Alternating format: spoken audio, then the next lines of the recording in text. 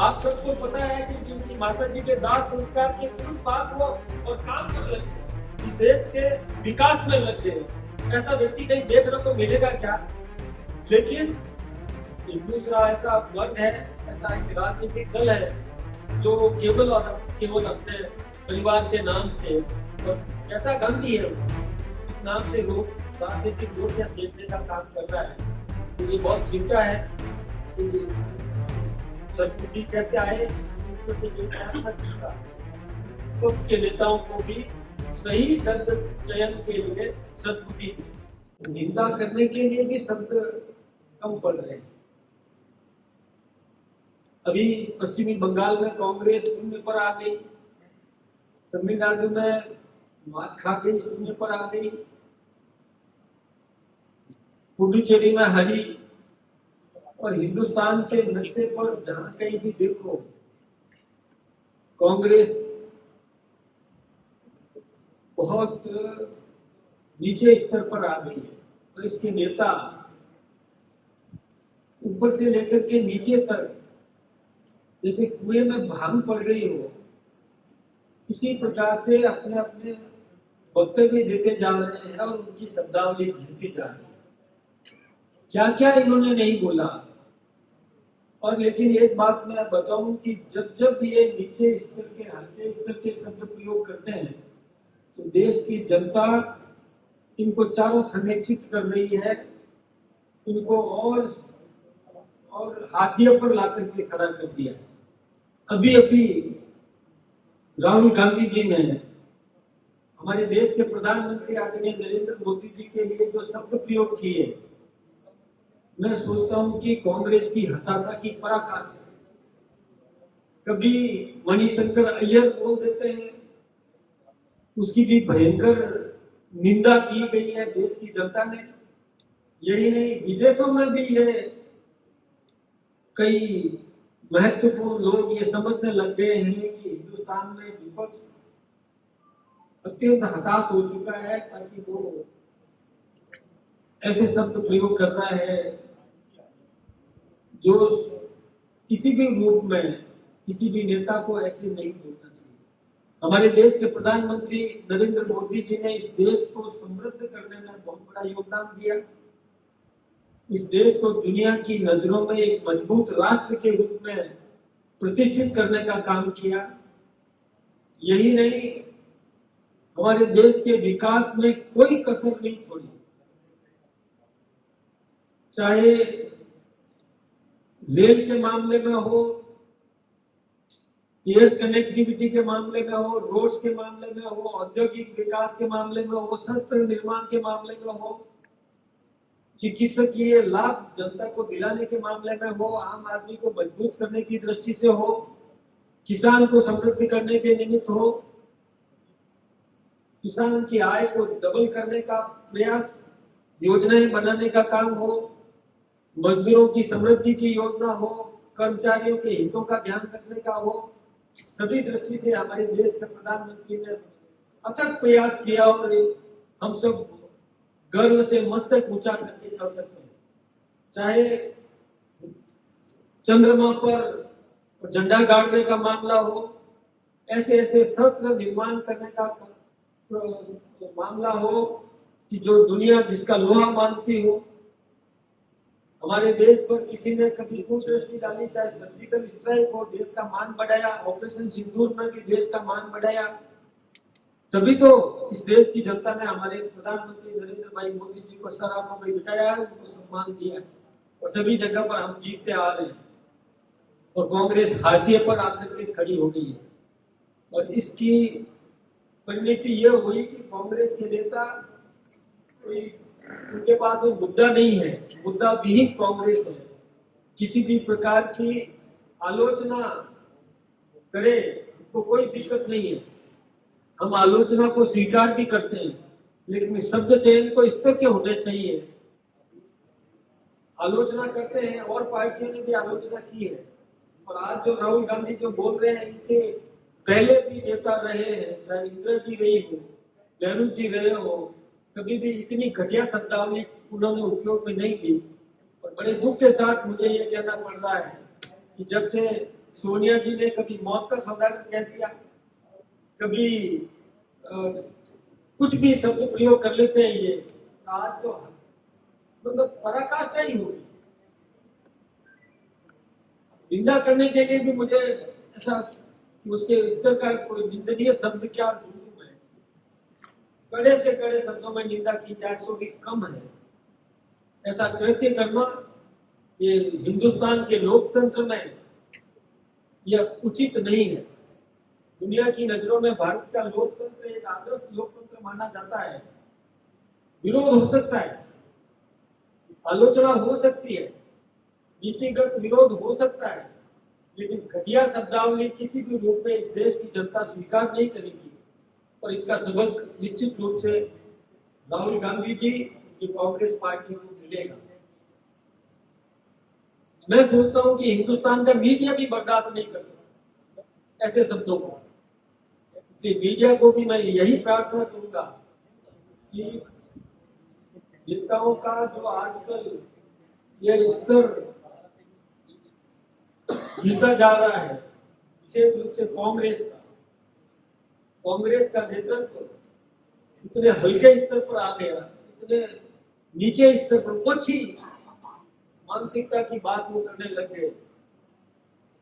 ये निंदनीय है और इसका खामियाजा इनको भुगतना पड़ेगा। इस देश की जनता इनको सबक सिखाएगी और हम भी बर्दाश्त नहीं करेंगे, इसको कतई बर्दाश्त नहीं करेंगे। प्रदर्शन करेंगे, पार्टी प्रदर्शन करेंगे।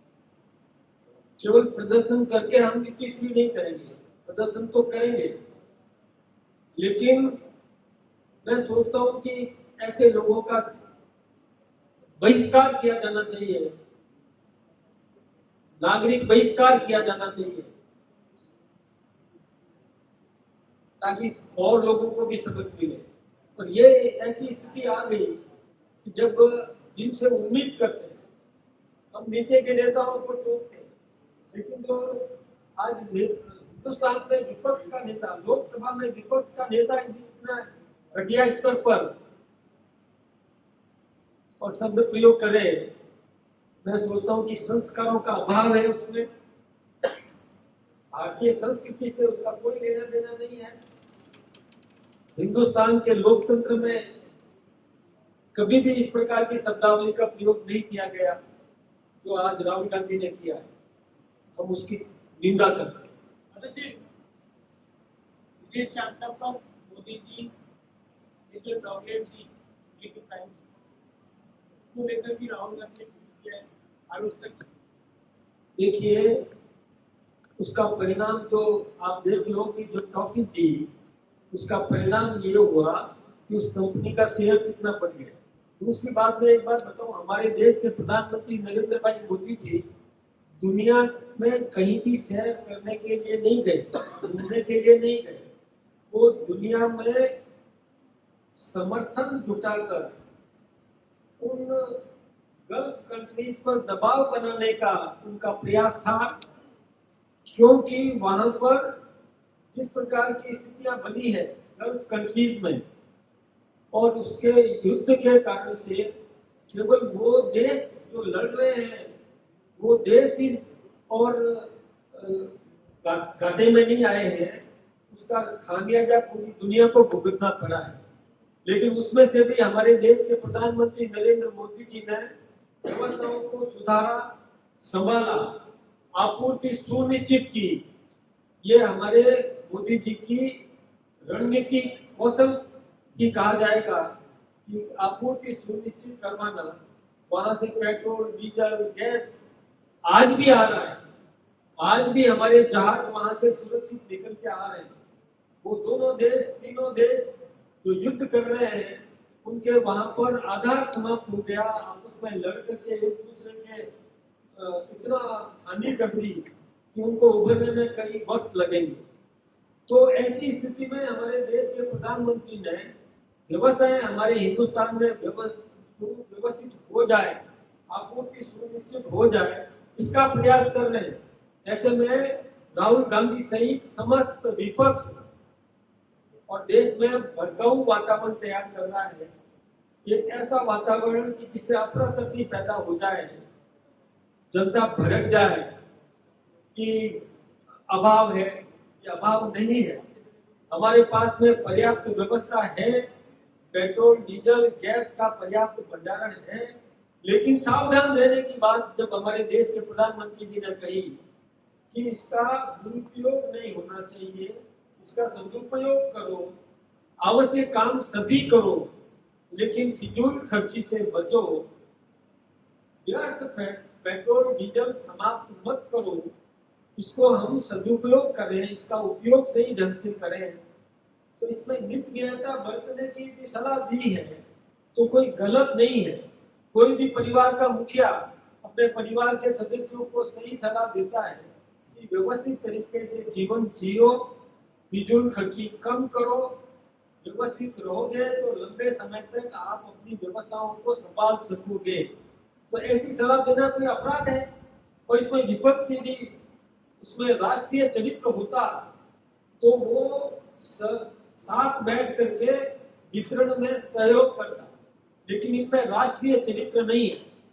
वो हमारे प्रधानमंत्री जी के लिए जैसे शब्द प्रयोग कर रहे हैं, वास्तव में विपक्ष अराष्ट्रीय गतिविधियों में लिप्त है। आज राहुल गांधी जी के बारे में सोचे तो आप कल्पना करें कि जब पश्चिमी बंगाल में चुनाव हो रहे थे राहुल गांधी विदेश भाग गए, तमिलनाडु में चुनाव हो रहे थे, राहुल गांधी जी विदेश भाग गए। वो सैर करने के लिए जाते हैं, कितना पैसा खर्च करते हैं, वो आय से अधिक, उनके पिछले वर्षों की आय को निकाल दो, आय का हिसाब लगा दो तो उससे 30 गुना अधिक खर्चा किया, तो पैसा कहां से लाए?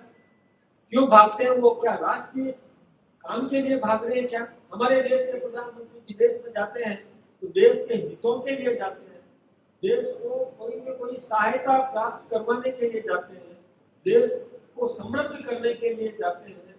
दुनिया में भारत की प्रतिष्ठा बढ़े, भारत के हितों को ध्यान में रख करके वो प्रत्येक काम करते हैं। लेकिन विपक्ष के नेता राहुल गांधी जी जाते हैं, बहुत शौक करने के लिए जाते हैं, देश को बदनाम करने के लिए जाते हैं, देश की प्रतिष्ठा को धूमिल करने के लिए जाते हैं। वहां जाकर के किसी भी प्रकार का बयान दे देना राष्ट्रीय चरित्र नहीं कहलाता, और राष्ट्रीय गतिविधियों में लिप्त है, उनको जनता सिखाएगी। और मैं तो यही भी प्रार्थना करूंगा कि चैनल्स, ये मीडिया, ये लोकतंत्र का चौथा स्तंभ है, वो भी कभी भी इस बात को स्वीकार नहीं करेगा कि राहुल गांधी जी इतनी घटिया शब्दावली प्रयोग में ले, तो लोकतंत्र के चौथे स्तंभ को भी और राहुल गांधी को या ऐसे नेताओं को जिनकी शब्दावली बिगड़ गई है उनको सबक सिखाना चाहिए। मुझे गुस्सा बहुत है, लेकिन इस गुस्से में भी मैं शब्द चयन हल्के स्तर पर कतई नहीं लूंगा। मैं उनकी बराबरी करना नहीं चाहता, क्योंकि वो तो क्या संस्कार लेके आए, लेकिन हम एक संस्कारित पार्टी के संस्कारित कार्यकर्ता हैं। हमने अपना देश की प्रतिष्ठा का ख्याल हमें अपने संस्कारों का मान भी रखना है। लेकिन सभी आक्रोशित है, हमारे कार्यकर्ता बहुत गुस्से में है कि हमारे नेता को, जिसने इस देश को समृद्ध करने में ही अपना संपूर्ण जीवन लगा दिया, जिनका अपना कोई व्यक्तिगत परिवार नहीं है, और उन पर आरोप एक पारिवारिक पार्टी लगा रही है, ये भी बहुत दुख की बात है। जिस व्यक्ति ने यह कहा कि 140 करोड़ भारतीय मेरे एक परिवार, मेरा व्यक्तिगत कोई परिवार नहीं है। आप सबको पता है कि जिनकी माता जी के दाह संस्कार के तुरंत बाद वो और काम पर लग गए, इस देश के विकास में लग गए, ऐसा व्यक्ति कहीं देखने को मिलेगा क्या? लेकिन दूसरा ऐसा वर्ग है, ऐसा एक राजनीतिक दल है जो केवल और केवल अपने परिवार के नाम से, और कैसा गांधी है वो, इस नाम से राजनीतिक रोटियां सेकने का काम कर रहा है।